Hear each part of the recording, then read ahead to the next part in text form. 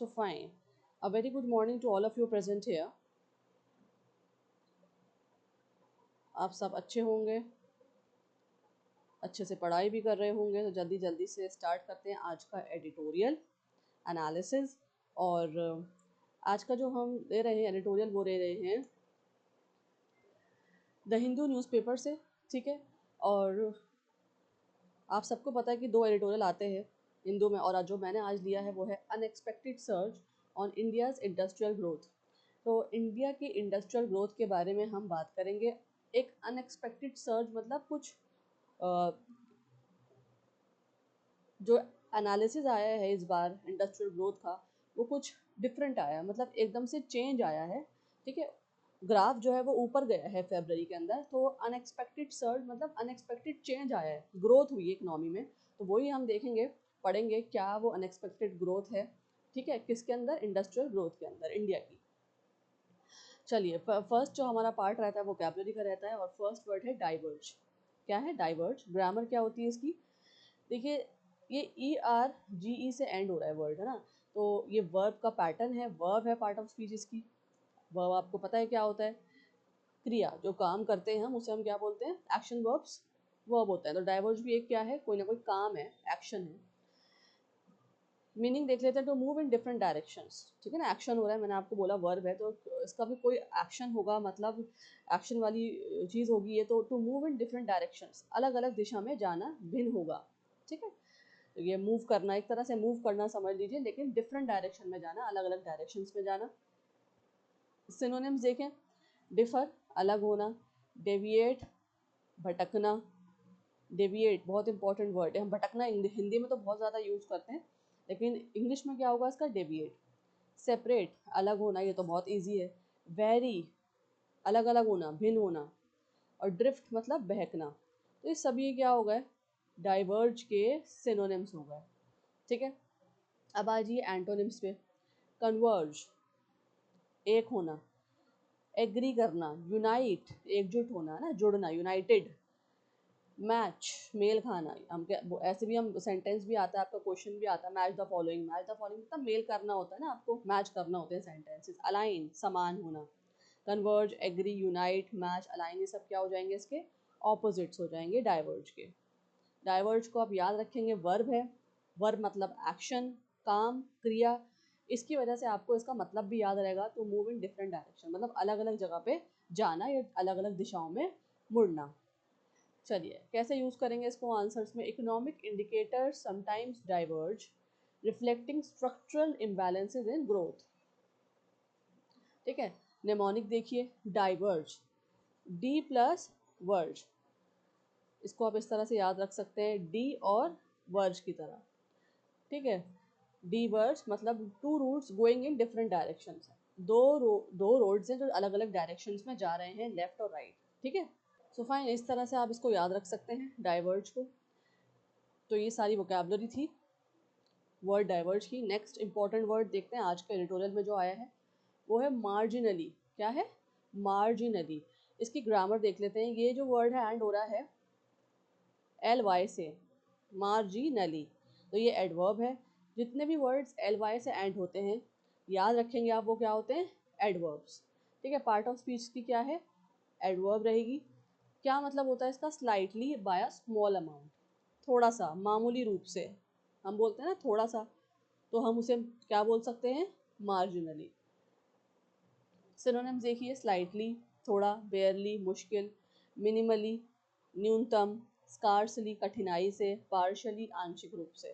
तो ये सब हो गए इसके सिनोनिम्स। एंटोनिम्स देख लीजिए, significantly, largely, greatly, completely, substantially, ये सब हो जाएंगे इसके ऑपोजिट्स, ठीक है।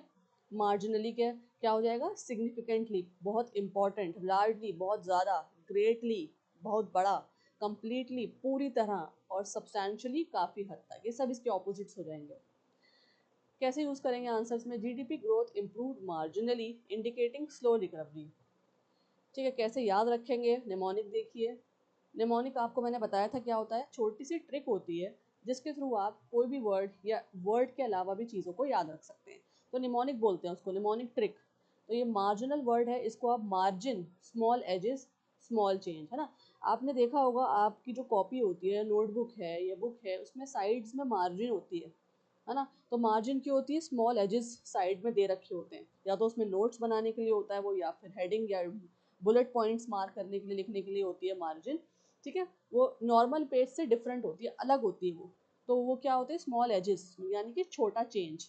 तो मार्जिन मतलब छोटा अमाउंट, इस तरह से आप याद रख सकते हैं इसको मार्जिन से। ठीक है, थर्ड वर्ड पे आ जाइए, एक्सक्लरेशन। एक्सक्लरेशन की तरह स्पेलिंग आप चेक करें, बहुत इंपॉर्टेंट है।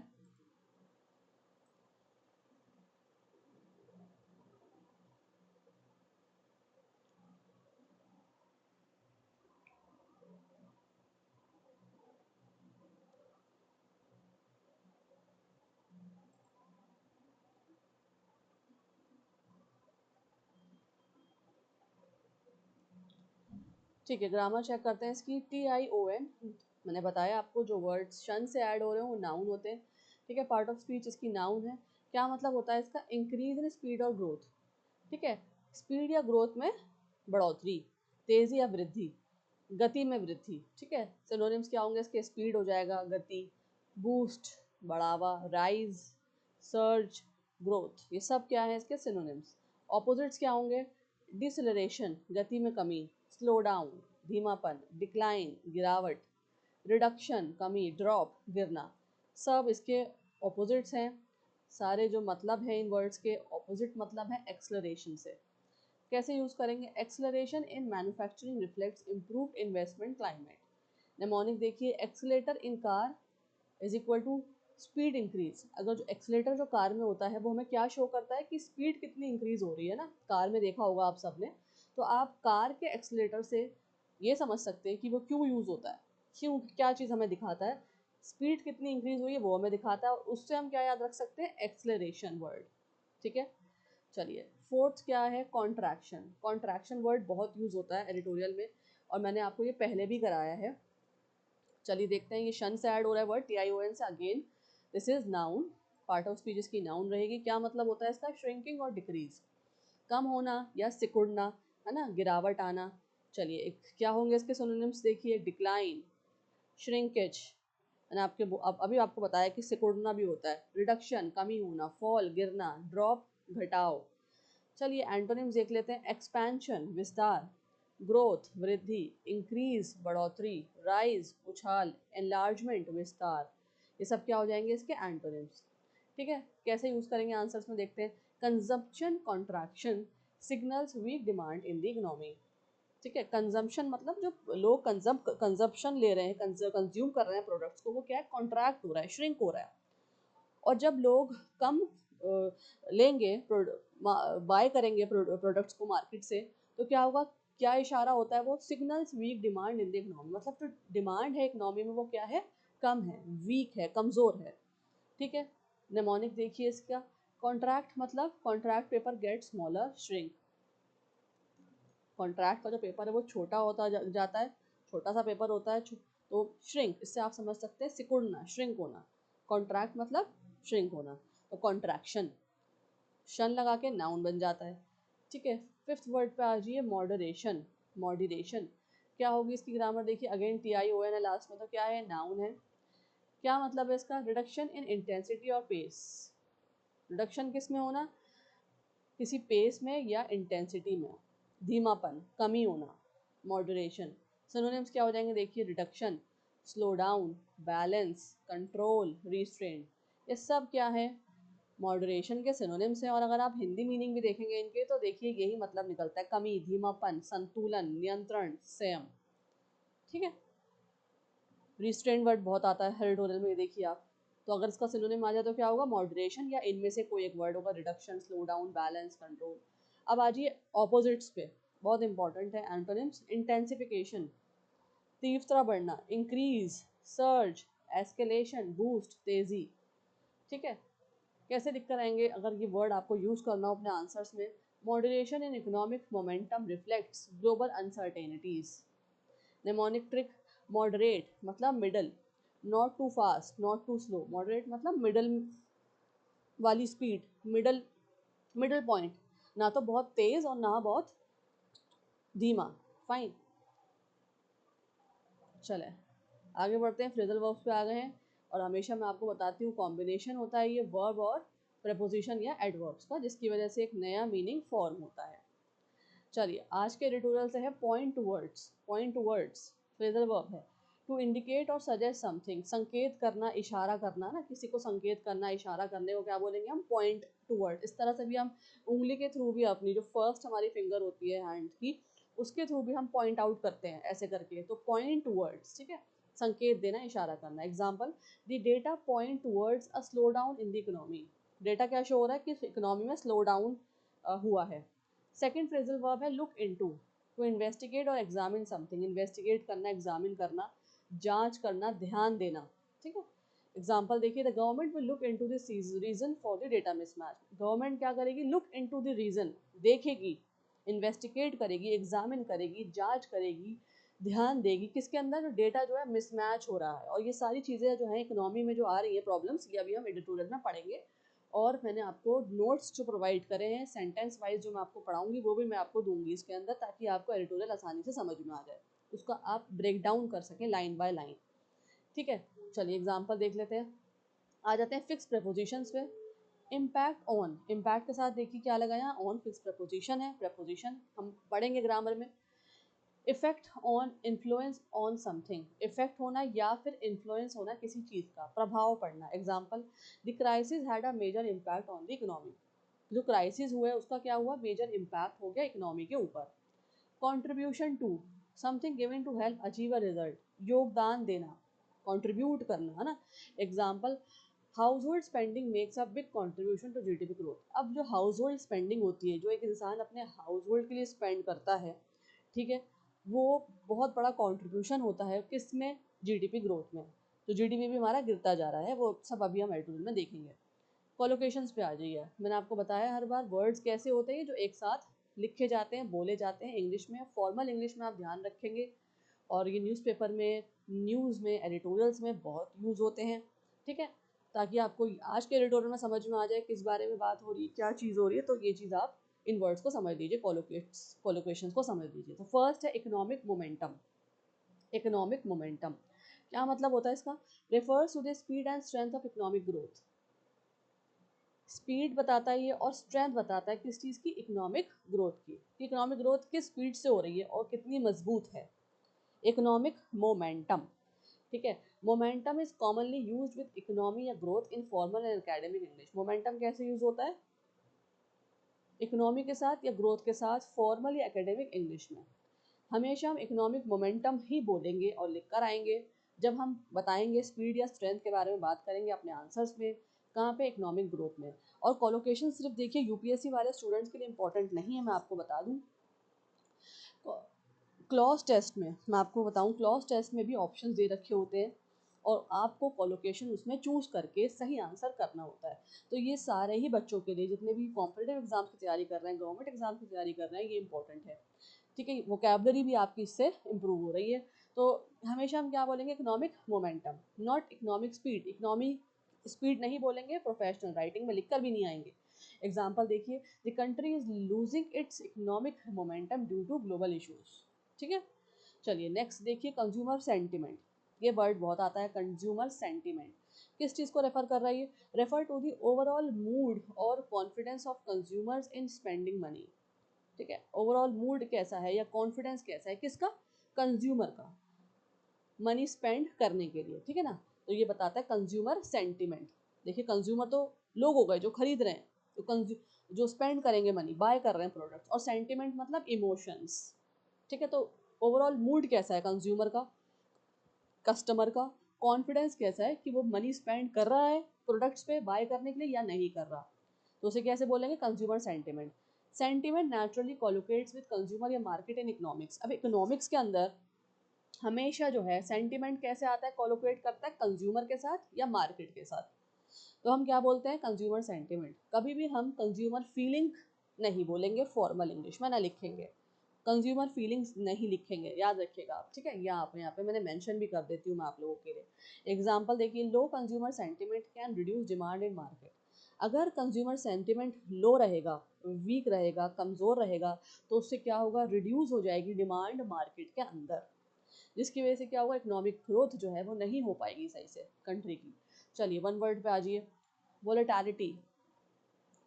क्या है इसका meaning? Frequent and unpredictable changes specially in economy और मार्केट्स। अस्थिरता, बार बार बदलाव। जो मार्केट्स हैं, इकोनॉमी है, उसमें बार बार बदलाव आना, उसमें बार बार अस्थिरता होना, उसे क्या बोलेंगे? वोलेटिलिटी।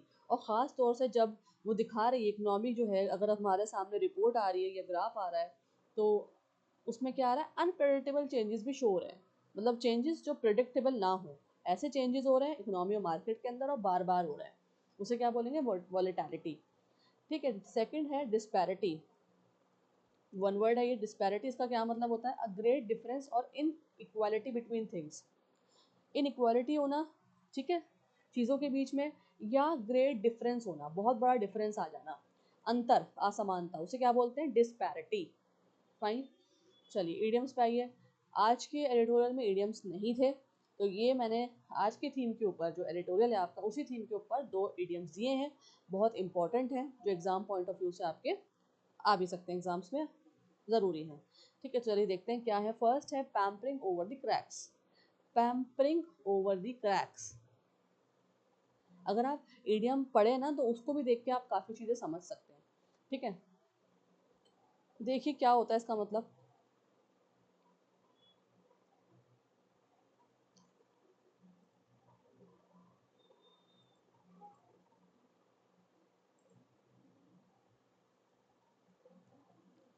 इसका मतलब होता है hiding serious problems with temporary और सुपरफिशियल सॉल्यूशंस।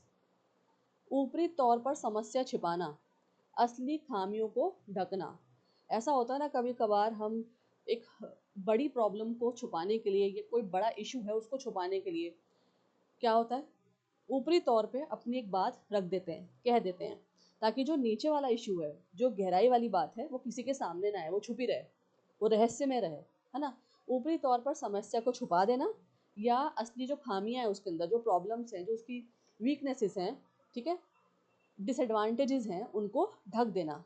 ठीक है, तो उसे क्या बोलेंगे? Pampering over the cracks. Example देखिए, the surge in industrial output में just be pampering over the cracks in declining consumer sentiments. तो क्या बात हो रही है इसमें कि जो बढ़ावट आई है इंडस्ट्रियल आउटपुट के अंदर, वो सिर्फ क्या है? असली खामियां ढकने के लिए, या ऊपरी तौर से समस्याओं को छुपाने के लिए है। किस चीज़ को छुपा रहे हैं? डिक्लाइनिंग कंज्यूमर सेंटिमेंट्स को। ठीक है, कंज्यूमर के सेंटिमेंट जो हैं, कंज्यूमर के जो इमोशंस हैं, उनको छुपाने के लिए क्या है? इंडस्ट्री के अंदर एक सर्ज आई है, मतलब थोड़ी सी बढ़ावट आई है। वो ये सब चीज़ें अभी आपको समझ में यहाँ पे नहीं आ रही। ऐसा लग रहा है आपको, थोड़ा सा मुश्किल लग रहा होगा कि मैम इकोनॉमिक्स की बात कर रही है। तो देखिए अभी एडिटोरियल जब मैं समझाऊंगी तो उसमें ये जो एग्जाम्पल मैंने आपको दिया है, ये बिल्कुल सही आपको समझ में आ जाएगा, अगर यहाँ पे आपको समझ में नहीं आ रहा। क्योंकि आज ना सिर्फ इकोनॉमिक्स की बात करेंगे हम, एडिटोरियल सारा जो है हमारी कंट्री की इकोनॉमिक ग्रोथ पर है। सेकंड है अ मिक्स्ड बैग। ठीक है, अ mixed bag, something that has both positive and negative aspects. Fine, ऐसी चीज़ जिसके पॉजिटिव एक्सपेक्ट्स भी हो, नेगेटिव एक्सपेक्ट्स भी हो। मिश्रित परिणाम, जिसमें अच्छा और बुरा दोनों हो। ठीक है, जिसमें मिश्रित परिणाम हो, जिसमें अच्छा भी हो और बुरा भी हो। Example, February's industrial data present a mixed bag. जो फेब्रवरी का इंडस्ट्रियल डेटा निकला है वो एक मिक्स्ड बैग की तरह है, उसमें पॉजिटिव एक्सपेक्ट्स भी हैं, नेगेटिव एक्सपेक्ट्स भी हैं। With strong manufacturing but weak consumption. क्या है उसमें? क्या नज़र आ रहा है हमें? जो फेब्रवरी का इंडस्ट्रियल डेटा, उसी की बात करेंगे आज हम एडिटोरियल में। उसमें क्या हमें नज़र आ रहा है? स्ट्रॉन्ग मैन्युफैक्चरिंग भी है, लेकिन वीक कंजम्पशन है। मतलब मैन्युफैक्चरिंग तो बहुत हो रही है इंडस्ट्रीज़ के द्वारा, लेकिन कंजप्शन कंज्यूमर नहीं ले रहा, वो बहुत वीक दिखाया गया है। किस में? फेब्रवरी के इंडस्ट्रियल डेटा में, इंडिया के। तो इसे क्या बोलेंगे? Mixed bag. चलिए जॉर्गन्स पे आ जाइए। आपको पता ही है जॉर्गन्स क्या होते हैं? स्पेशल वर्ड्स होते हैं या टर्म्स होते हैं जो पर्टिकुलर फील्ड या प्रोफेशन में यूज़ होते हैं। जैसे फर्स्ट है आज इंडेक्स ऑफ इंडस्ट्रियल प्रोडक्शन, बहुत इंपॉर्टेंट है ये टर्म, ये आज आई है एडिटोरियल में। और आपको शॉर्ट फॉर्म अगर आ गई तो आपको पता ही नहीं होगा कि इसकी फुल फॉर्म क्या है। ये एब्रीविएशन है IIP, उसकी फुल फॉर्म क्या है? Index of industrial production. अब इसका मतलब क्या होता है इस jargon का? देखिए, a statistical measure that shows the level of industrial activity in economy। एक स्टैटिस्टिकल मेजर होना, वो क्या दिखाता है हमें? The level of industrial activity, कितना लेवल है इंडस्ट्रियल एक्टिविटी, कैसे हो रही है इकोनॉमी के अंदर, उसे क्या बोलेंगे? IIP। औद्योगिक उत्पादन का सूचकांक जो उद्योगों की गतिविधि को मापता है, ठीक है, उसे क्या बोलेंगे? IIP। Example, the index of industrial production IIP showed strong growth in February, ठीक है। तो इंडेक्स ऑफ इंडस्ट्रियल प्रोडक्शन जो है IIP क्या दिखाता है हमें? स्ट्रॉन्ग ग्रोथ दिखाता है फेब्रुअरी के अंदर। सेकंड है gross domestic product, GDP। GDP ये वर्ड भी बहुत यूज होता है स्पेशली इकोनॉमिक एडिटोरियल्स में, न्यूज़ में। इसका क्या मतलब होता है? The total value of goods and services produce with in a country in a specific period, ठीक है। टोटल वैल्यू किसकी? गुड्स या सर्विसेज की, जो प्रोड्यूस हो रही है कंट्री में स्पेसिफिक पीरियड में। किसी देश में एक निश्चित समय में उत्पादित वस्तुओं और सेवाओं का कुल मूल्य। एग्जाम्पल देखिए, fall in consumption can reduce the country GDP growth. जो फॉल हुआ है कंजम्पशन में, उसकी वजह से क्या हो गया? रिड्यूस हो गया कंट्री की GDP ग्रोथ में। कंजम्पशन मतलब कि कंज्यूमर जो है कंज्यूम नहीं कर रहे, बाय नहीं कर रहे प्रोडक्ट्स को, उसकी वजह से क्या हो रहा है? कंट्री की जो इकोनॉमी है, कंट्री की ग्रोथ है, वो नीचे गिरती जा रही है, GDP नीचे आ रही है, रिड्यूस हो रही है, फॉल हो रहा है। चलिए, ये आ गया आपका आर्टिकल, आज का एडिटोरियल। इसको आप प्लीज रीड आउट करिए जल्दी से, ठीक है। And I am giving you only 2 minutes. अच्छे से रीड करिए, समझिए, जितनी वोकैबलरी मैंने पढ़ाई है वो यहाँ पे यूज हुई है, यहाँ पे आई है। तो जब आप पढ़ेंगे तो आपको कुछ कुछ चीज़ें, मैं सब नहीं कहूँगी, पूरा एडिटोरियल तो नहीं, लेकिन कुछ कुछ चीज़ें आपको समझ में आने लगेंगी। I am giving you 2 minutes, I am also taking a break, तो प्लीज़ जल्दी से इसको रीड करें, ठीक है। फिर मैं आती हूँ आपको समझाने के लिए इसको।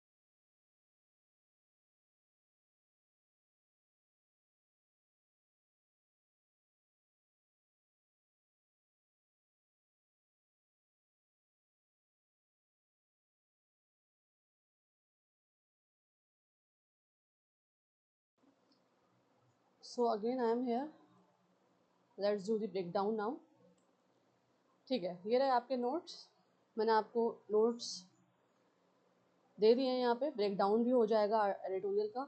उससे क्या होगा कि आप लोगों को हेल्प हो जाएगी कि किस सेंटेंस का क्या मतलब है, क्योंकि जब हम एडिटोरियल पढ़ते हैं ना, रीड आउट करते हैं, तो उसमें बहुत सारी बातें पीछे की तरफ होती हैं, मतलब उसमें बहुत सारी political, economic, social, historical reasons होते हैं जो एडिटोरियल में लिखे जाते हैं एडिटर द्वारा, ठीक है। तो वो हमें समझना ज़रूरी है, अगर हम ऐसे सेंटेंस पढ़ेंगे तो हमें समझ में नहीं आएगा। तो चलिए सेंटेंस वाइज ब्रेक डाउन कर लेते हैं, ठीक है। फर्स्ट है, the index of industrial production diverges from previous data. अब इसका मतलब क्या है कि जो इंडस्ट्रियल प्रोडक्शन जो डाइवर्ज हुआ है प्रीवियस डेटा की वजह से, जो पहले डेटा था इकोनॉमिक ग्रोथ का वो कुछ और था, और अभी जो आया है हाल ही में फरवरी के अंदर इकोनॉमिक ग्रोथ का डेटा, वो डाइवर्ज हुआ है, मतलब चेंजेस आए हैं उसके अंदर। जिसे हम बोलते हैं index of industrial production, IIP। देखिए यहाँ पे आ गया ना वर्ड, जार्गन आ गया यहाँ पे। अब इसका मतलब और समझ लेते हैं। The latest industrial data does not match earlier trends, fine, it shows unusual or unexpected movement compared to past data. This creates confusion of policymakers and analysts. अब जो डेटा आया है उसकी वजह से क्या हो रहा है?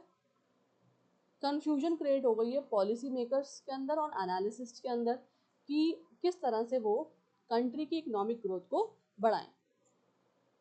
और क्या शो हुआ है डेटा के अंदर? अनयूजुअल और अनएक्सपेक्टेड मूवमेंट्स आए हैं कंपेयर टू पास्ट डेटा, पहले के डेटा के मुताबिक, ठीक है।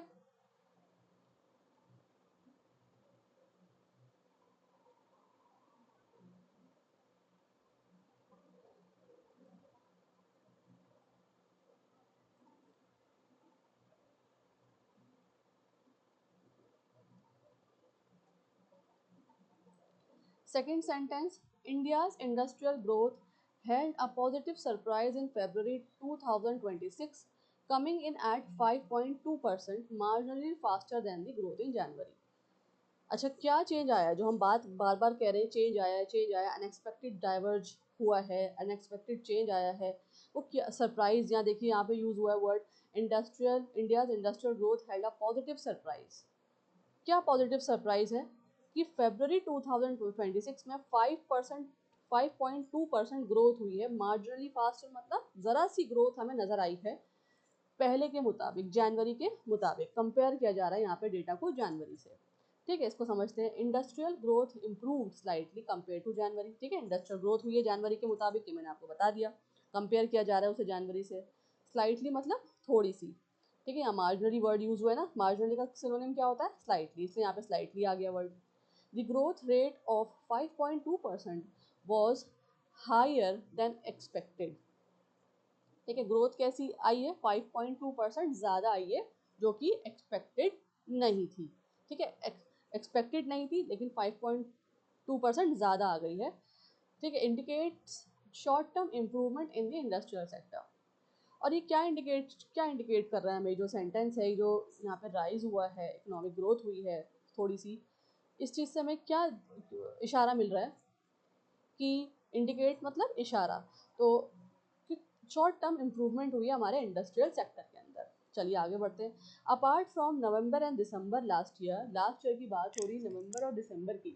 फेब्रुअरीज industrial performance as measured by the Index of Industrial Production (IIP) was the best in nearly 2 years. February recorded one of the highest growth rates in 2 years. मतलब 2 साल के अंदर अगर देखा जाए, कंपेयर किया जा रहा है इसको, तो फरवरी के अंदर हाईएस्ट हमें ग्रोथ रेट्स मिले हैं। Only a few recent months perform better than this. अब अगर कुछ महीनों की, 2 साल के अंदर बात हो रही है, 2 साल के अंदर अगर हम कुछ और महीनों की बात करें, तो पिछले साल नवंबर और दिसंबर की बात की जा रही है। ठीक है, उसमें भी थोड़ी सी हमें ग्रोथ मिली थी, इकोनॉमिक ग्रोथ आई थी हमारे कंट्री की। IIP मतलब इंडेक्स ऑफ इंडस्ट्रियल प्रोडक्शन के अंदर suggest temporary strength in industrial activity. और क्या हो रहा है इससे? हमें क्या मिला है कि टेम्पररी स्ट्रेंथ मिली है। टेम्पररी मतलब कुछ वक्त के लिए हमें जो है मजबूती मिली इंडिया को इंडस्ट्रियल एक्टिविटीज के अंदर। ये इतनी बात यहाँ पे सेंटेंस का मतलब ये है एडिटर के। नेक्स्ट सेंटेंस देखिए क्या लिखते हैं एडिटर, क्या बता रहे हैं। Why this was a surprise was because, देखिए किस तरह से क्वेश्चन आया, why this was a surprise. अब आप कंफ्यूज हो जाएंगे, ये सेंटेंस कैसा है? इसका मतलब ये कि जो फरवरी में ग्रोथ हुई, ये हम लोगों के लिए सरप्राइज क्यों है वो देखते हैं। वॉज बिकॉज इसलिए है, this performance diverges quite sharply from what was indicated by the index of 8 core industries release earlier this month. वो इसलिए है क्योंकि जो परफॉर्मेंस डाइवर्ज हुई है quite sharply from what was indicated by the index of 8 core industry release earlier this month, वो थोड़ी सी different है। जो फरवरी में रिपोर्ट आई है, ठीक है, जो परफॉर्मेंस आई है, वो थोड़ी सी डिफरेंट है। किस चीज़ से? जो रिपोर्ट आई थी इंडेक्स ऑफ 8 कोर इंडस्ट्रीज की तरफ से। अब इंडेक्स ऑफ 8 कोर इंडस्ट्रीज, जो हमारी 8 कोर इंडस्ट्रीज हैं, उसके अंदर क्या क्या आता है? Steel, cement, petrol, natural gas, ठीक है, कोल, ये सारी चीज़ें आती हैं हमारी 8 कोर इंडस्ट्रीज के अंदर। उसकी रिपोर्ट जो है और हमारी इकोनॉमिक ग्रोथ वो डिफरेंट आ रही है।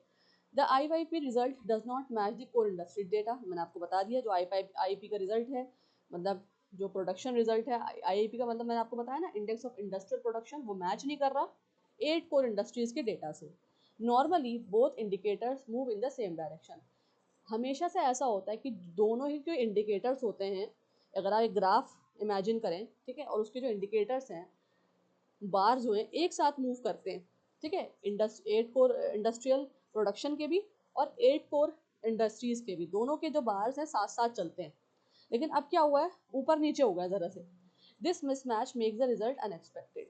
और ये जो मिसमैच हो गया है, इसकी वजह से क्या है, रिजल्ट जो है वो अनएक्सपेक्टेड है। चलिए आगे बढ़ते हैं। द 8 कोर सेक्टर्स, जो 8 कोर सेक्टर्स हैं, saw their combined growth slow in 2.3% in February, about half the growth rate in January। ठीक है, अब क्या आया है इसके अंदर? जो 8 कोर सेक्टर्स जो है, मैं आपको बता रही हूँ कि जो स्टील है, सीमेंट है, नेचुरल गैस है, पेट्रोल है, saw their combined growth slow in 2.3% in February। क्या हुआ है, वो नीचे भी आई है फरवरी के अंदर। मैंने बोला ना कि मिसमैच हो गया ग्राफ के अंदर। About half the growth rate in January. जनवरी में फिर भी ग्रोथ रेट सही थी, उसकी भी हाफ आई है 2.3 फरवरी में। किसकी? 8 कोर सेक्टर की। अब हम आईआईपी की बात नहीं कर रहे, अब हम 8 कोर सेक्टर की बात कर रहे हैं, ठीक है। तो core sectors showed a significant slow down, एकदम से नीचे की तरफ गिरावट आ गई है।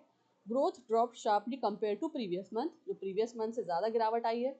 इंडिकेट्स वीकनेस इन की इंडस्ट्रीज एरियाज। अब इसकी वजह से क्या हो रहा है कि क्या दर्शा रही है, क्या हमें इशारा मिल रहा है कि वीकनेस आ गई है की इंडस्ट्रीज एरियाज में। की क्यों बोला है इसको, यहाँ पे आया ना वर्ड, देखिए की क्यों बोला है, क्योंकि देखिए नेचुरल गैस, कोल, पेट्रोल, स्टील, सीमेंट, जितनी भी वाली चीज़ें होती हैं ये इकोनॉमिक ग्रोथ के लिए बहुत अच्छी मानी जाती हैं, ठीक है। तो जब इसी में ग्रोथ रेट कम हो जाएगा, इसी में डिक्लाइन आएगा, इसी में फॉल आएगा, तो क्या होगा?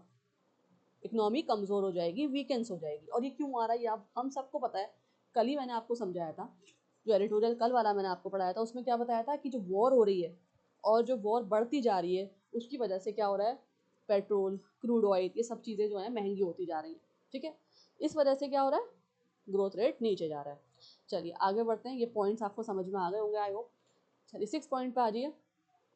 These core sectors have a weightage of about 40% in IIP। अब IIP के अंदर जो ये core sectors आते हैं ना, इनकी weightage ही 40% रहती है। And so the expectation was that they would drag the IIP down too। इसकी वजह से क्या होगा कि IIP भी नीचे गिर जाएगा। Core sectors strongly influence overall industrial growth। Overall industrial growth की मेन पॉइंट्स होते हैं, ये मेन क्या बोलेंगे इनको, जैसे सेंटर ऑफ अट्रैक्शन बोलते हैं ना, जैसे कि बहुत इंपॉर्टेंट पॉइंट्स होते हैं। तो ये जो 8 कोर सेक्टर्स है, ये सबसे ज़्यादा इंपॉर्टेंट है हमारी इंडस्ट्रियल ग्रोथ के लिए। Due to their large share, क्योंकि इनका बहुत बड़ा शेयर रहता है मार्केट में, इंडस्ट्री में, कंट्री में, they are expected to reduce IIP growth. उसकी वजह से क्या होता है, ग्रोथ नीचे आ जाती है। But this did not happen, लेकिन ये नहीं हुआ, ठीक है। ग्रो रिड्यूस हुआ, वीकेंस हुई, लेकिन इतनी ज़्यादा नहीं हुई। यहाँ पे एडिटोरियल ने एक कॉन्ट्रास्टिक बात आई है, यहाँ पे एडिटोरियल में डिफरेंस आया कि ये नहीं हुआ, तो फिर क्या हुआ आगे देखते हैं। येट समथिंग एल्स हैपेंड, कुछ और चीज़ यहाँ पे हुई है, देखते हैं वो क्या है। The actual outcome was different from expectation. जो असल में बात सामने आनी थी, एक्सपेक्टेड थी, वो बिल्कुल डिफरेंट थी, आउटकम बिल्कुल डिफरेंट था। Indicates presence of other influencing factors. यहाँ पे सिर्फ और सिर्फ जो गिरावट आई है हमारी आईआईपी इंडेक्स में, वो सिर्फ और सिर्फ 8 कोर सेक्टर्स की वजह से नहीं आई है। यहाँ पे किसी और चीज़ों का भी इन्फ्लुएंस था, ठीक है। अब वो दूसरी चीज़ें क्या थी 8 कोर इंडस्ट्रीज के अलावा, वो देखते हैं, वो बहुत इंपॉर्टेंट है। आगे देखिए, this would imply that sectors outside the core ones did well. इसका मतलब क्या है, non core sectors perform strongly, they had offset the slow down in core sectors. आगे बढ़ते हैं। Most notably the manufacturing sector in the IP saw growth accelerate to a respectable 6% in February. इसका मतलब क्या है, manufacturing showed solid improvement, it became a key driver of overall growth, indicates recovery in industrial production, ठीक है। यहाँ पे सब अभी ग्रोथ की बात हो रही है। आगे बढ़ते हैं। The capital goods sectors growth accelerated to a 28 month high of 12% of 12.5% on an already strong base of 8.1%, ठीक है। यहाँ पे ये इंपॉर्टेंट है आपके लिए डेटा, क्यों ज़रूरी है वो देखते हैं। Capital goods sector perform exceptionally well, growth reach its highest level in 2 years। Capital goods, ठीक है, रिफ्लेक्ट्स इंक्रीज इन्वेस्टमेंट एक्टिविटी। अब कैपिटल गुड्स कौन से होते हैं, जो कंज्यूमर बाय करता है, वो से हम बोलते हैं कैपिटल गुड्स, ठीक है। तो उसमें अच्छी ग्रोथ हुई है, लोगों ने खरीदा है सामान, ठीक है। मैन्युफैक्चर भी अच्छी हुई है कंपनीज द्वारा। तो यहाँ पे कैपिटल गुड्स की बात हो रही है, जिसकी वजह से ग्रोथ जो है बड़ी है। एक्सेलरेट मतलब बड़ी है, कितनी, 28 मंथ्स हाई ऑफ 12%, 12.5%, ठीक है। तो चलिए यहाँ पे इतनी बात हो चुकी है, आगे बढ़ते हैं। These are good sign of labour and capital. ये क्या है, एक अच्छा साइन है लेबर और कैपिटल का, कि जो हमारी इंडिया की कैपिटल है और लेबर है बहुत अच्छा वर्क करती है। Growth supports employment opportunities. अगर जितनी ग्रोथ होती जाएगी तो एम्प्लॉयमेंट भी हमारा कंट्री का बढ़ेगा। Encourages investment and economic expansion. उसकी वजह से क्या होगा, इंकरेज किया जाएगा, इन्वेस्टमेंट की जाएगी और इकोनॉमिक एक्सपेंशन, मतलब इकोनॉमिकली भी हम लोग आगे बढ़ सकते हैं। ये पॉइंट बहुत इंपॉर्टेंट है 11 पॉइंट, क्योंकि आंसर्स लिखने के लिए या मार्क करने के लिए इस पे क्वेश्चन आ सकता है। ठीक है, आगे बढ़ते हैं। What is more concerning is that some elements of consumer demand are going in the opposite direction. अब यहाँ पे कुछ और बात भी सामने आ रही है, देखिए। सबसे ज़्यादा कंसर्निंग बात यह है कि कुछ एलिमेंट्स हैं कंज्यूमर डिमांड के जो कि ऑपोजिट डायरेक्शन में जा रहे हैं। अब वो कौन से हैं वो देखते हैं।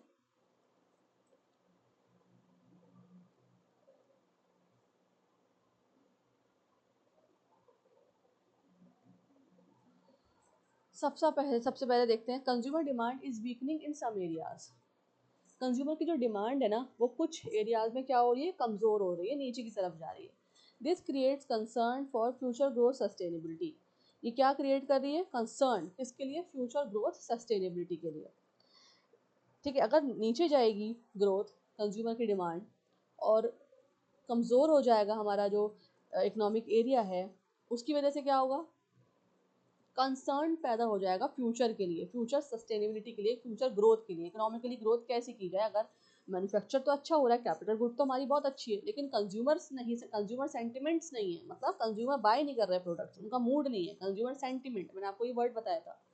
ठीक है, कंज्यूमर की डिमांड नहीं है, तो क्या होगा, फ्यूचर ग्रोथ कमज़ोर हो जाएगी, सस्टेनेबिलिटी नहीं रहेगी। आगे बढ़ते हैं। Consumer durables grew 7.3%, but consumer non-durable contracted 0.6%. The second consecutive month of shrinkage. अब ये बहुत इंपॉर्टेंट पॉइंट है, अगेन 13 पॉइंट। पहले आप समझ लीजिए कि ड्यूरेबल जो प्रोडक्ट्स होते हैं वो कौन से होते हैं कंज्यूमर के लिए। देखिए, ड्यूरेबल प्रोडक्ट्स वो होते हैं जो बार बार खरीदने के बाद चलते रहें, जैसे mobile, TV, washing machine, AC, ये सब होते हैं ड्यूरेबल। हम एक बार खरीदते हैं और उसको बार बार चलाते हैं, लंबे टाइम के लिए हम यूज़ करते हैं उसको। और नॉन ड्यूरेबल कौन से होते हैं प्रोडक्ट्स, यहाँ दो प्रोडक्ट्स की बात करिए। नॉन ड्यूरेबल कौन से होते हैं, जैसे जल्दी ख़त्म होने वाले प्रोडक्ट, जैसे शैम्पू, सोप, है ना, ये सब डिटर्जेंट, ये सब क्या हो गए, नॉन ड्यूरेबल्स। फूड आइटम्स, खाते हैं और ख़त्म हो जाता है जल्दी से, है ना। तो यहाँ पे दो तरह के प्रोडक्ट्स की बात हुई है, एक ड्यूरेबल्स जो 7.3% बढ़ा है, और नॉन ड्यूरेबल्स जो कॉन्ट्रैक्ट हो गया है। नॉन ड्यूरेबल्स कॉन्ट्रैक्ट हुआ है, श्रिंक हुआ है 0.6% से। डिफरेंस आया डेटा में, ध्यान से पढ़ा करिए sentence. The second consecutive month of the shrinkage, और ये दूसरा मंथ है श्रिंकेज का नॉन ड्यूरेबल प्रोडक्ट्स का। ये भी सोचने वाली और ध्यान देने वाली यहाँ पे बात है। यहाँ पे जो लिखा हुआ है ये सब मैंने आपको समझा दिया। 14 पॉइंट पे आ जाइए। It had contracted in February last year as well. February में लास्ट ईयर में भी देखा गया था, कॉन्ट्रैक्ट हुआ था ये। So this was not a statistical anomaly. Anomaly मतलब क्या होता है, देख लीजिए। एनोमली मतलब समथिंग अनयूजुअल और एबनॉर्मल। तो ये ज़्यादा स्टैटिस्टिक्स को एबनॉर्मल करने वाली या अनयूजुअल बात नहीं है। The decline is consistent with past trends. काफ़ी टाइम से डिक्लाइन ये शो हो रहा है। It is not a non time fluctuation. ऐसा नहीं कि वन टाइम फ्लक्चुएशन है, ये फ्लक्चुएशंस होते रहते हैं ड्यूरेबल और नॉन ड्यूरेबल प्रोडक्ट्स में। और नॉन ड्यूरेबल ज़्यादा गिरावट आ रही है नॉन ड्यूरेबल्स में, जो जल्दी से ख़त्म होने वाली आइटम्स होती हैं। मैंने आपको बता दिया, जैसे कि फूड है, फूड आइटम्स हैं, शैम्पू, सोप्स, डिटर्जेंट्स, ये सारी चीज़ें, कॉस्मेटिक्स वगैरह। इसकी वजह से इंडिकेट क्या करता है ये, अनइवन कंज्यूमर बिहेवियर। मतलब कंज्यूमर का बिहेवियर जो है, कंज्यूमर के सेंटिमेंट जो हैं वो एक तरफ से नहीं बढ़ रहे हैं, मतलब एक जैसे नहीं है। लोग चीज़ों को खरीदना पसंद नहीं कर रहे हैं, लेकिन कैपिटल जो है हमारी, कैपिटल गुड्स वो बहुत अच्छी है, मतलब मैन्युफैक्चरिंग अच्छी हो रही है, लेबर अच्छी है, तो मार्केट में सामान बहुत है, सप्लाई बहुत है, लेकिन क्या कहते हैं, जो हमारी ये जो कंज्यूमर की जो डिमांड है वो कम है। ठीक है, कंजम्पशन कम हो रही है। 15 पॉइंट पर आ जाइए। In general spending on non durables involves greater discretion and so is a better gauge of consumer sentiments. आगे कंज्यूमर सेंटिमेंट्स यहाँ पे देखिए, मैंने आपको बोला था हमेशा कंज्यूमर सेंटिमेंट लिखते हैं, कंज्यूमर के साथ कुछ और वर्ड नहीं लगाएंगे हम।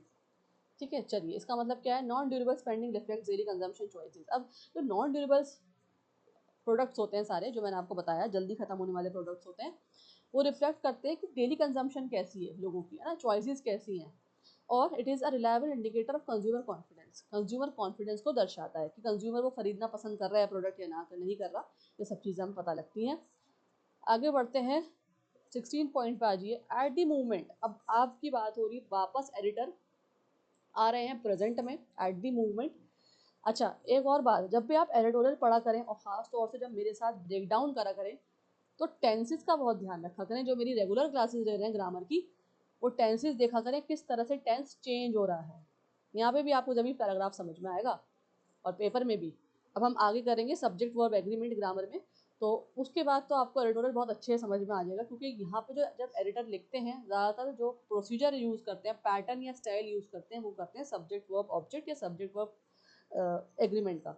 ठीक है, तो इसलिए ग्रामर यहाँ यूज़ करेंगे आप, जब ही तो मज़ा आएगा पढ़ने में। चलिए 16 पॉइंट में आ जाइए। एट द मोमेंट, प्रेजेंट की बात हो रही है, at least this data suggest that sentiment is low. तो अभी देखते हुए, हाल फिलहाल में देखते हुए, प्रेजेंट में देखते हुए क्या हमारे सामने आ रहा है, डेटा को देखते हुए कि सेंटिमेंट्स जो है ना लोगों के बहुत ज़्यादा कमज़ोर हैं, लो हैं, वो पसंद नहीं कर रहा है, ज़्यादा चीज़ें आइटम्स बाय नहीं कर रहे हैं। मे बी महंगाई हो रही है इस वजह से, या ज़्यादा ज़रूरत नहीं है, वो उनके हिसाब से डिपेंड करता है, चॉइसेस के हिसाब से डिपेंड करता है।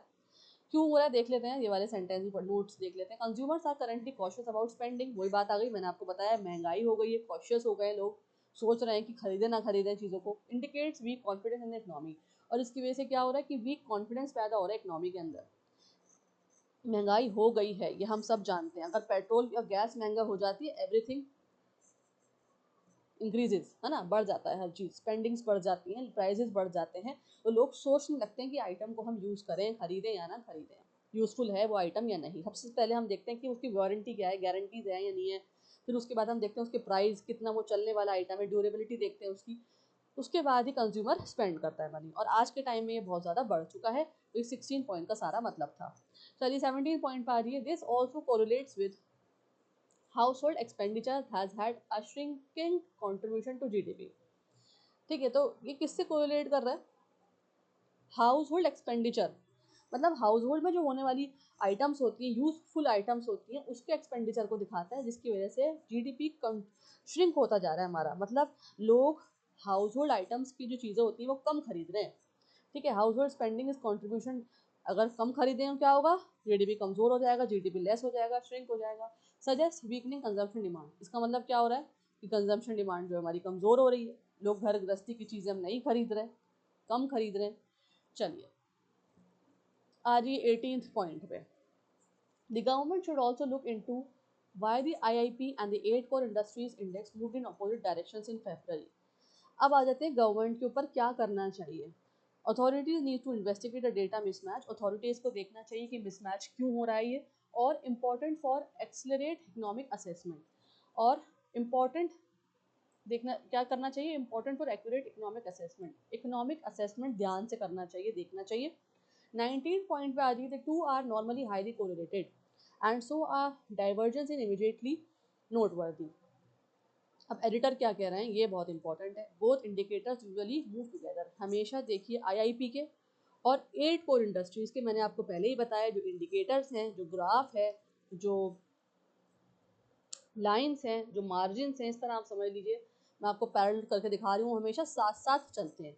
लेकिन जो फेब्रवरी में रिपोर्ट आई है, जो फेब्रवरी में डेटा हमारे सामने आया, उसकी वजह से फ्लक्चुएशंस हो गए दोनों में। ठीक है, any difference between them is insignificant, अगर दोनों के अंदर डिफरेंस आते हैं तो वो ध्यान देने वाली बात है। ठीक है, उसको जो गवर्नमेंट है वो इमीडिएट क्या करे, नोट करे। इसका मतलब ये है, क्योंकि डिफरेंस नहीं आना चाहिए, दोनों को साथ साथ चलना चाहिए। 20th पॉइंट देख लीजिए। From the looks of things, from the looks of things, चीज़ों को देखते हुए, क्या मतलब है इसका स्टेटमेंट का, वर्ड का, चीज़ों को देखते हुए February's strong IIP performance is likely to be a short-lived acceleration. Growth में not continue for long. February का देखते हुए क्या नज़र आता है, हमें क्या रिजल्ट मिल रहा है कि ग्रोथ जो है वो लंबे टाइम के लिए नहीं होने वाली, बस फेब्रवरी में शो हो गया, हो सकता है मार्च में ना हो। इंडिकेट टेम्पररी इंप्रूवमेंट, और क्या इंडिकेट कर रहा है कि टेम्पररी इंप्रूवमेंट हो रहा है।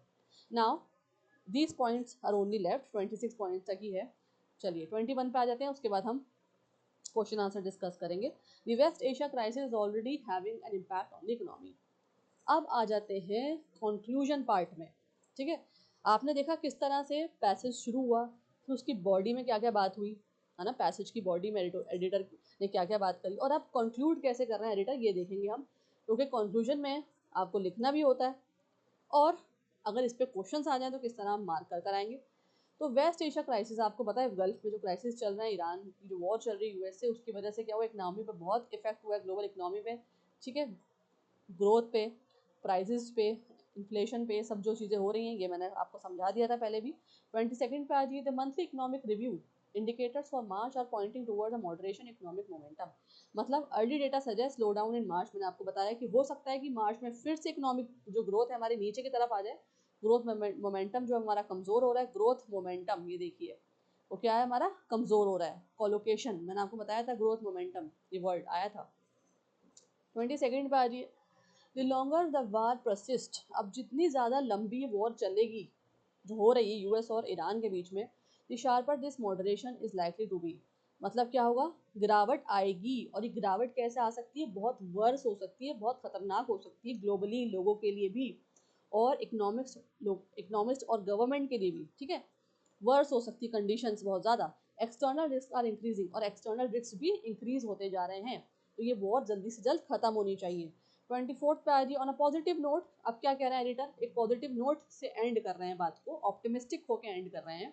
ध्यान दीजिए, कोई क्वेश्चन आता है कि टोन क्या थी आर्टिकल की, ठीक है, एडिटोरियल किस टोन में था, एडिटर ने किस टोन में लिखा है, इस तरह से घुमा फिरा के क्वेश्चंस आते हैं, इसलिए हर चीज़ को मैंने ब्रेक डाउन कर दिया आप लोगों के लिए, ताकि आप समझ पाए गहराई से कि हर सेंटेंस का क्या मतलब है, ठीक है।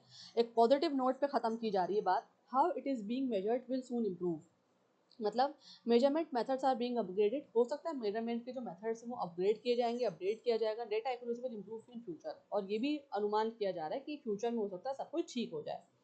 25 पे आ जाइए, the new upgraded series of IYP data will be release in may, updated industrial data system will be introduce करा जाएगा नया इंडस्ट्रियल डेटा सिस्टम, और मई में, कब याद रखें, कब, मई 2026 में, expected to provide better insights, और हमें उससे बेटर इंसाइट्स मिल सकते हैं।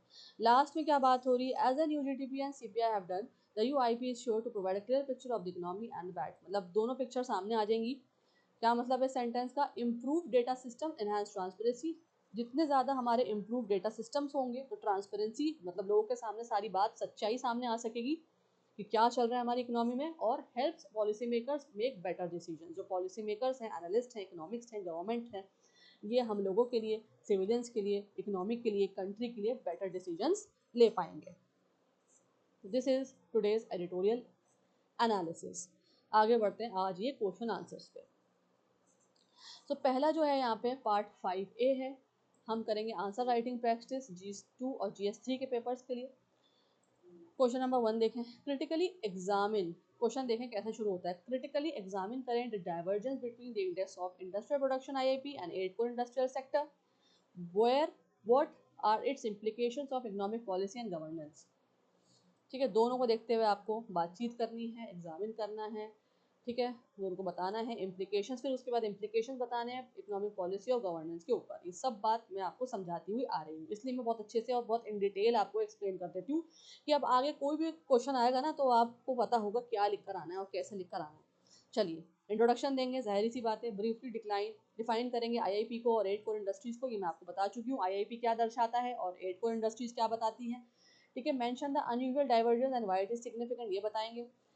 डायमेंशंस कवर करेंगे इकोनॉमिक के, किस तरह से ग्रोथ असेसमेंट इम्पैक्ट हो रहा है, फोरकास्टिंग एक्यूरेसी, गवर्नेंस के चैलेंजेस जो आ रहे हैं पॉलिसी मेकिंग में, और institutional issues in statistical method, data reliability, stakeholders क्या कर रहे हैं, government, investor, industries, policy makers की बात करेंगे, ठीक है। उसके बाद आ जाएंगे आप प्रॉस एंड कॉन्स पे, उनके इश्यूज बताएंगे, प्रॉस बताएंगे, कॉन्स बताएंगे। प्रॉस एंड कॉन्स मतलब फायदे और नुकसान, ठीक है।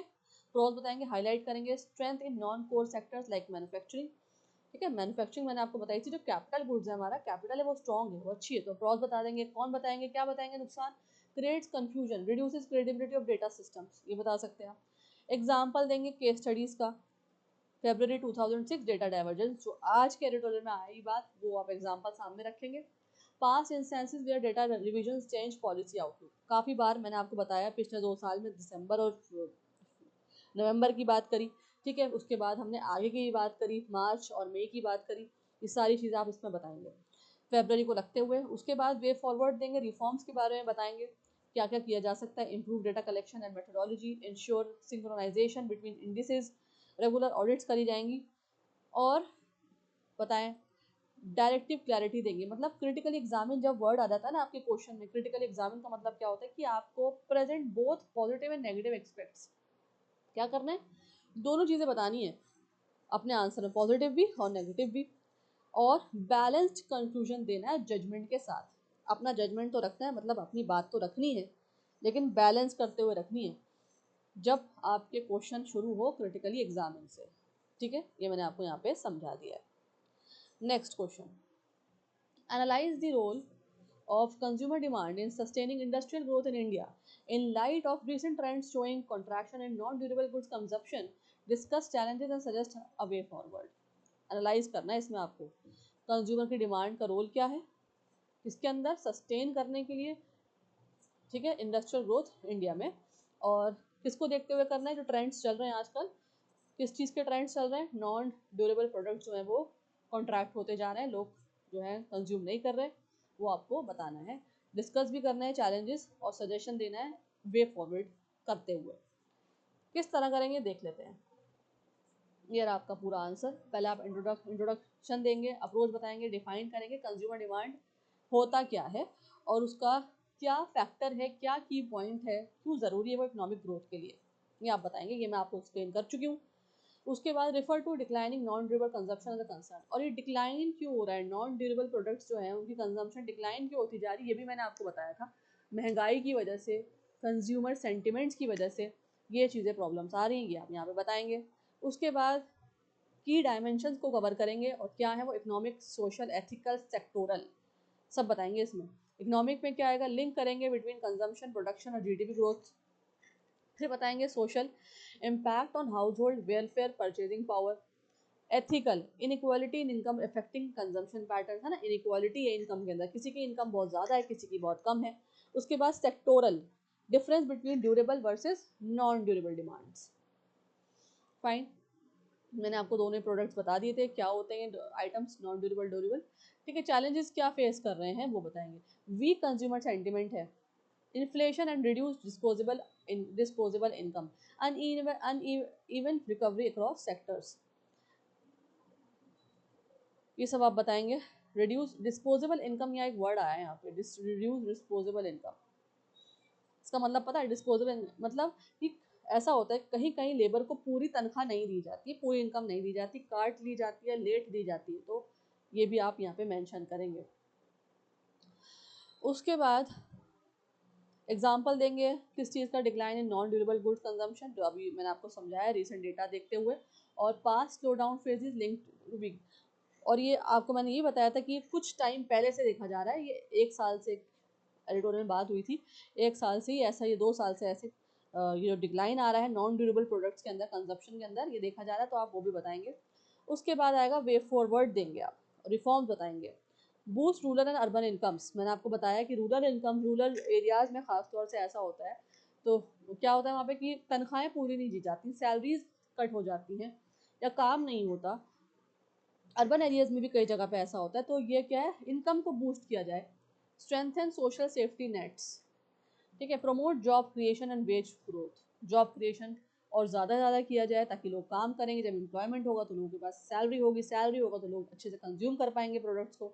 Encourage demand through physical measures, physical measures के थ्रू प्रोडक्ट डिमांड की जाए, इनकरेज किया जाए।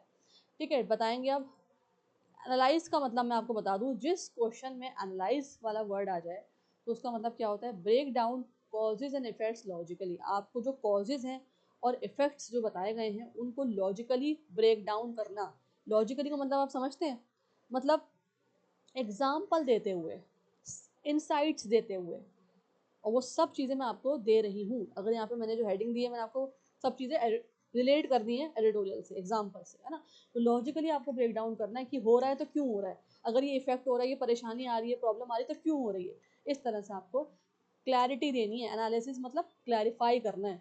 ठीक है, maintain structured explanation with clear linkage, मैंने आपको बता दिया, आपको लिंक तो करना है, क्लियरली लिंक करना है, फॉर्मल लैंग्वेज में लिख कर आना है, लेकिन स्ट्रक्चर्ड आपकी एक्सप्लेनेशन होनी चाहिए, स्ट्रक्चर्ड आंसर होना चाहिए, पैराग्राफ होना चाहिए, जो भी आप लिख कर आएंगे। फाइन, इसलिए मैं राइटिंग स्टाइल आपका कराती हूँ एडिटोरियल के साथ, स्पेशली फॉर यूपीएससी स्टूडेंट। चलिए सी सेट वाला देख लीजिए, एक क्वेश्चन रीजनिंग का एमसीक्यू का ऐसी पैसेज पे आज के एडिटोरियल पे। The February data shows that while the 8 core industries grew at the slower rate, the overall index of industrial production IIP showed stronger growth. Which of the following is the most logical inference from the situation? These are the 4 options in front of you. इनको read करिए और मुझे जल्दी से chat box में answer करिए, क्या है आपके अकॉर्डिंग आंसर। मैंने पैराग्राफ बहुत अच्छे से आज एक्सप्लेन कर दिया है आपको पॉइंट वाइज। अब आपको इसका आंसर आना ही चाहिए, वो भी सही आना चाहिए। प्लीज़ आप रिप्लाई करें, आई am waiting for your answers.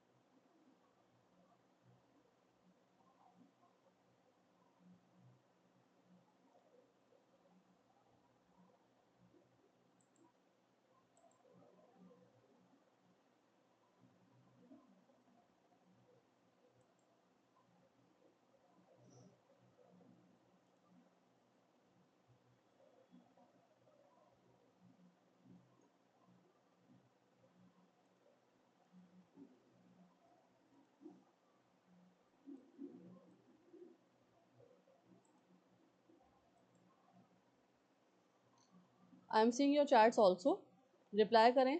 और जो रिप्लाई कर रहे हैं दे आर डूइंग वेल, उनको मतलब एडिटोरियल समझ में आ रहा है। और अगर इस तरह का पैसेज आपके एग्जाम्स में आ जाएगा तो आप जो है एक खास तौर पे इकोनॉमी वाला कोई पैसेज आ जाए तो आप इसको समझ पाएंगे।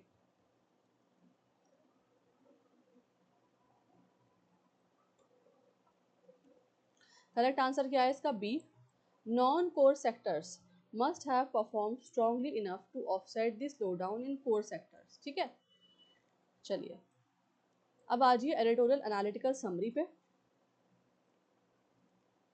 समरी क्यों दी है मैंने आपको? ताकि आपकी जो ऐसे राइटिंग है, प्रिसाइज राइटिंग है, ठीक है, ये सब जो आंसर्स हैं आपके वो आपको फॉर्मल टोन में लिखने आ सकें। India's industrial growth in February reflects a nuanced divergence between the IIP and core sector performance, indicating structural shift driven by strong manufacturing and capital goods output despite weakening core industries. However, the persistence of weak consumer demand and external geopolitical risk highlights systematic vulnerabilities, suggesting that the current growth momentum may be short-lived without pragmatic policy interventions. ठीक है, इस तरह से आपको अपने answers लिख कर आने हैं। अगर ऐसे आ गया किसी टॉपिक पे, इस तरह से एसेज भी आपको फॉर्मल टोन में लिख कर आने हैं। कहाँ आता है आज का पैसेज? GS3 इकोनॉमी के सब्जेक्ट में आज का जो एडिटोरियल है वो फॉल होता है industrial growth trends, data reliability and challenges to economic sustainability में। ठीक है, चलिए यूपीएससी के मेंस और ऐसे थीम देख लीजिए किस तरह से आपके क्वेश्चंस आ सकते हैं आज के एडिटोरियल से। Divergence in economic indicators and data reliability कहाँ पे यूजफुल है? GS3 इकोनॉमी या ऐसे पेपर में। ठीक है, किस तरह से क्वेश्चन आ सकता है? क्रिटिकली एग्जामिन करें, मैंने आपको बता दिया जहाँ पे क्रिटिकली एग्जामिन होता है वहाँ पे आपको कैसे आंसर करना है, तो कैसे ऐसे लिख कर आना। The implications of divergence between key economic indicators on policy formulation and governance. ठीक है, थीम 2 पे आ जाइए, role of consumer demand in economic growth. Consumer demand कैसी इकोनॉमिक ग्रोथ के अंदर और कहाँ यूजफुल है, मैंने आपको बताया GS3 इकोनॉमी में या ऐसे पेपर में किस तरह से क्वेश्चन आ सकता है। एनालाइज करना है how weakening consumer demand can impact industrial growth and overall economic stability in India. चलिए थीम 3 पे आ जाइए, impact of global geopolitical risk on domestic economy. GS2 के पेपर में जब इंटरनेशनल रिलेशंस की बात होती है या GS3 इकोनॉमी या ऐसे पेपर में ये टॉपिक फॉल होता है। और कैसे क्वेश्चन आ सकता है? Discuss how external geopolitical conflicts influence domestic economic performance policy responses. इस तरह से आपको बताना है, डिस्कस करना है इसमें। ठीक है, तो ये ऐसे थीम्स भी आ गए, क्वेश्चन भी आपको मैंने बता दिए किस तरह से आते हैं। अब आ जाइए GS पेपर 1 MCQ प्रीलिम्स में कैसे क्वेश्चंस आते हैं, आंसर करेंगे आप मेरे साथ चैट बॉक्स में। With reference to industrial growth indicators in India consider the following statements. ठीक है, यहाँ पे 2 स्टेटमेंट्स आपको गिवन है 1 and 2। आपको इन पढ़ना है इनको और मुझे बताइए कि कौन से जो है रेफर कर रहे हैं इंडस्ट्रियल ग्रोथ इंडिकेटर्स को इंडिया में। जल्दी से मुझे बताइए आंसर्स पढ़ के।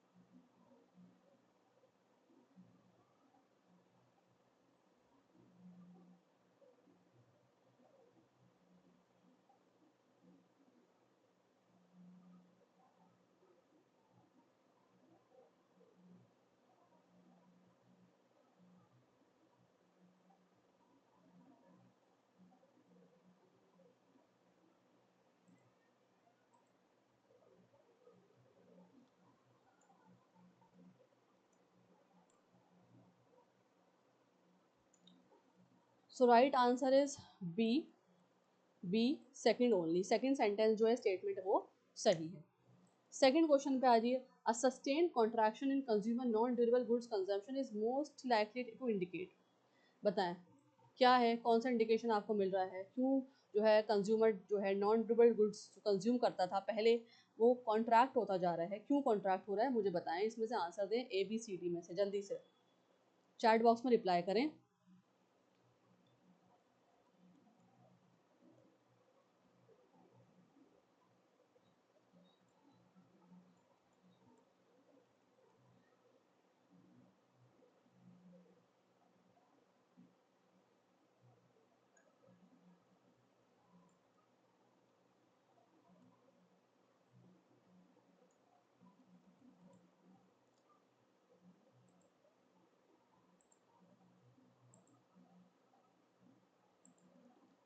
देखिए अगर आप रिप्लाई नहीं करेंगे, आंसर नहीं देंगे तो फिर मुझे भी पढ़ाने में मज़ा नहीं आएगा। अगर आपको नहीं समझ में आ रहा, अगर आपको गलत भी ऑप्शन आप मार्क कर रहे हैं मुझे बता रहे हैं, इट्स ओके। कल जो मैंने ग्रामर क्लास ली थी आप लोगों की उसमें बहुत सारे लोगों ने रिप्लाई करा था और इंटरेक्टिव क्लास थी, उसमें पढ़ने में भी मज़ा आया था and I am also so happy from inside कि हाँ जो मैं पढ़ा रही हूँ वो लोगों को समझ में आ रहा है। They are taking classes and taking it seriously. So इसलिए रिप्लाई ज़रूर करें चैट बॉक्स में। चलिए आंसर देख लेते हैं। Answer is B, weak consumer sentiment and reduce discretionary spending. Discretionary मतलब ज़्यादा या फालतू स्पेंड करने से लोग बच रहे हैं। थर्ड क्वेश्चन पे आ जाइए। Consider the following statements. दो स्टेटमेंट्स यहाँ पे आपको गिवन है, क्या करना है, which of the statements given above are correct. आपको बताना है दो जो स्टेटमेंट्स हैं इसमें कौन से सही हैं। These are the options. जल्दी से रीड आउट के आंसर बताइए कौन सा आपके अकॉर्डिंग सही है। दोनों सही है या एक ही सही है या दोनों ही गलत है, यहाँ पे ऑप्शंस आप देख सकते हैं। जल्दी से मुझे रिप्लाई करें।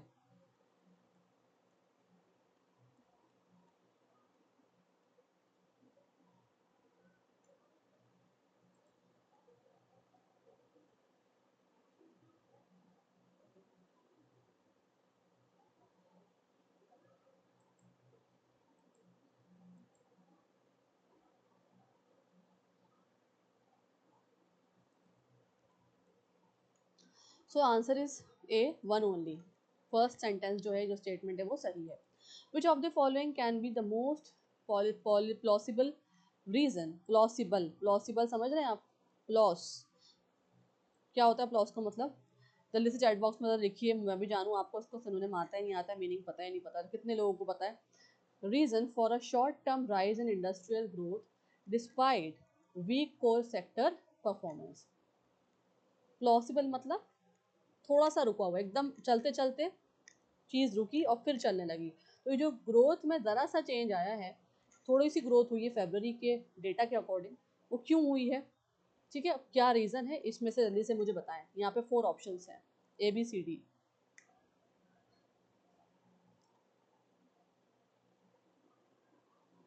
Do reply.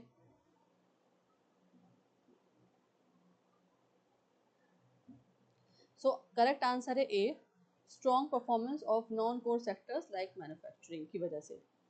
चलिए फिफ्थ क्वेश्चन पे आ जाइए, which of the following best explains how geopolitical conflict such as West Asia can affect domestic economy. ठीक है, जो वेस्ट एशिया में क्राइसिस हो रहे हैं, वॉर हो रही है, उसकी वजह से क्यों और क्या इफेक्ट कर सकता है, यहाँ पे आप मुझे जल्दी से चूज करके बताएं अपने answers, A B C D में से क्या है सही आंसर।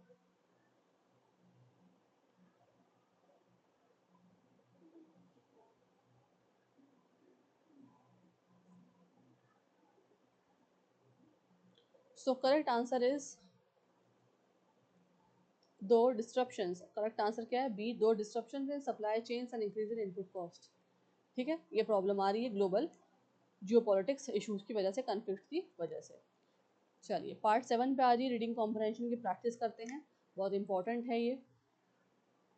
फर्स्ट क्वेश्चन देखते हैं, what is the main idea of the passage. क्या है पहला आइडिया जो है आपके अकॉर्डिंग, मेन आइडिया क्या है पैसेज का। जल्दी से रीड करें और आंसर करें मुझे, ए बी सी डी में से कौन सा ऑप्शन सही है।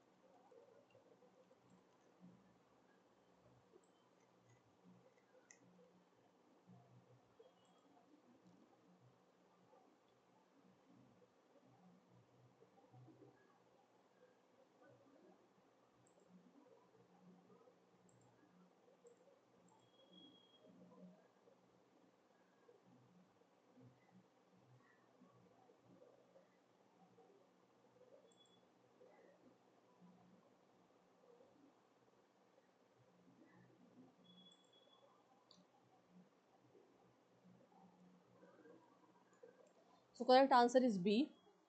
ठीक है, सेकंड क्वेश्चन पे आ रही है, which of the following is the most suitable title according to you. क्या टाइटल होना चाहिए वैसे एडिटोरियल का, आज एडिटर ने तो बहुत अच्छा टाइटल दिया ही है, आपके अकॉर्डिंग क्या टाइटल होना चाहिए। जल्दी से रीड आउट करें four options, A B C और डी।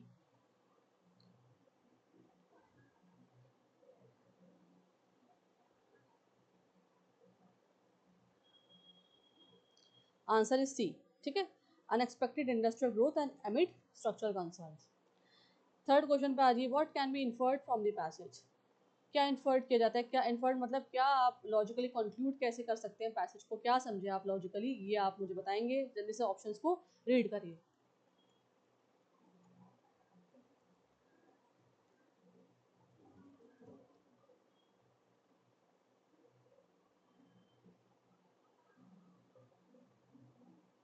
जो लोग रिप्लाई कर रहे हैं, बहुत अच्छी बात है, क्योंकि इंटरेक्शन देखिए बहुत ज़रूरी होता है एक स्टूडेंट और टीचर के बीच में, otherwise.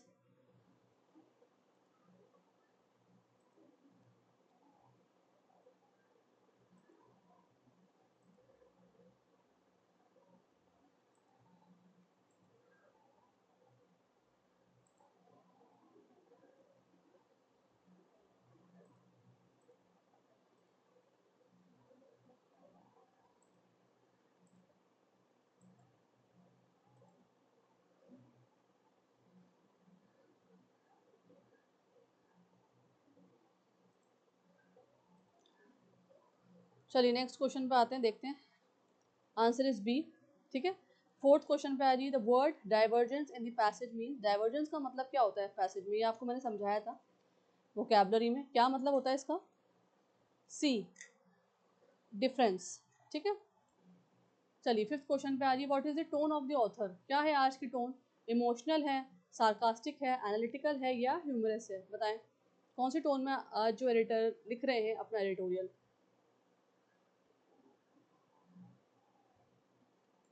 Answer is C, analytical tone है। ठीक है, और एंड कैसे किया था, अगर यहाँ पे ऐसी क्वेश्चन आ जाए पैसेज देकर आपको कि जो राइटर हैं या एडिटर हैं वो किस तरह से एंड कराया आज उन्होंने पैसेज, कंक्लूड कैसे करा है, तो कैसे करा था, ऑप्टिमिस्टिक नोट पे, ठीक है, इन a good note.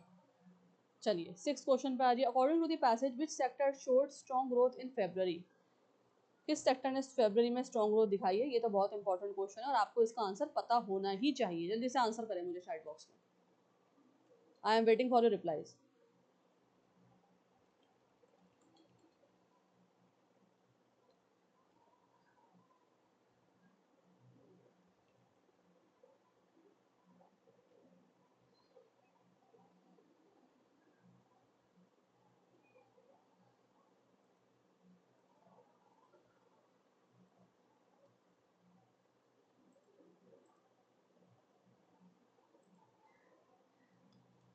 Answer is C, manufacturing sector, ठीक है, कैपिटल गुड्स की बात हुई थी। 7 क्वेश्चन पे आ जाइए। Statement is correct according to the passage, कौन सा स्टेटमेंट करेक्ट है पैसेज के according, read out the 4 options fast.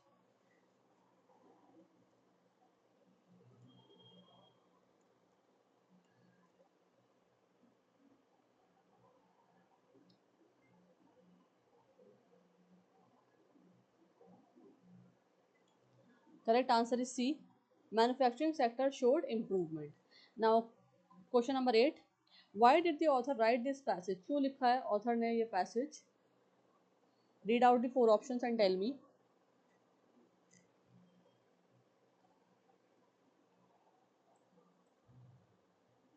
Answer is C, to explain industrial growth trends and highlight concerns, ठीक है, इस वजह से ये आर्टिकल लिखा गया है, इंडस्ट्रियल ग्रोथ ट्रेंड्स को हाईलाइट करने के लिए। कहाँ के, कौन सी कंट्री के, इंडिया के, ठीक है। चलिए आगे बढ़ते हैं। 9th question, the word contraction in the passage is closest in meaning to, closest in meaning to का मतलब क्या होता है, सिनोनिम बताना है आपको कॉन्ट्रैक्शन का, ये मैंने आपको बताया था। एक्सपेंशन नहीं, ग्रोथ नहीं, decline, decline is a synonym I think, है ना, यही होगा सिनोनिम। स्टेबिलिटी नहीं, कॉन्ट्रैक्ट मतलब सिकुड़ना, कम होना, फॉल होना। आंसर देख लेते हैं, सी है, सही है, डिक्लाइन। चलिए 10th क्वेश्चन पे आ जाइए। Which of the following statement is not correct according to the passage, कौन सा स्टेटमेंट सही नहीं है, पैसेज के अकॉर्डिंग नहीं है, जल्दी से रीड करें और मुझे आंसर दें।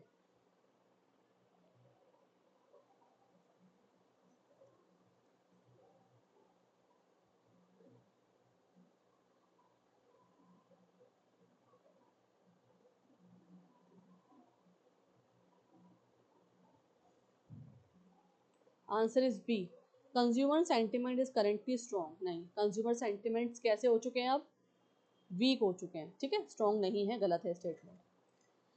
सो B is the right answer.